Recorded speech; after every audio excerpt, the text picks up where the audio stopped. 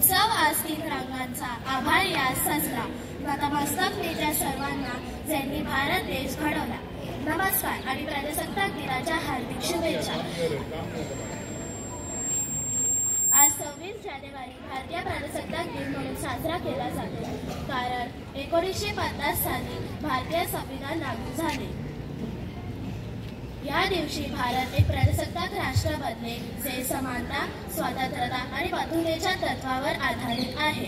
भारतीय संविधान जगात सगळ्यात मोठे व सर्वसमावेशक आहे। आपल्या एकतेतच भारत देशाची प्रगती आहे।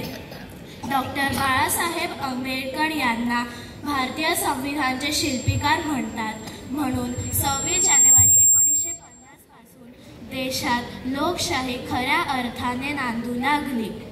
सगळ्यांना सन्मानात वागवले जाईल अशा समाजासाठी प्रयत्न करणे हे आपले खरे कर्तव्य आहे। प्रजासत्ताक दिन आपल्याला देशभक्तांचा, शूरवीरांचा आणि त्यांच्या बलिदानाची आठवण करून देतं। आपण विचार केला पाहिजे की स्वातंत्र्यानंतर आपण काय मिळवले आणि काय गमावले।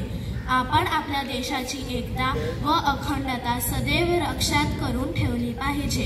देश हितासाठी झटले पाहिजे। आपण आपल्या संविधानाच्या मूल्यांची आदर करत भारताच्या उज्ज्वल भविष्यासाठी कटिबद्ध राहिले पाहिजे। धन्यवाद। जय हिंद, जय भारत।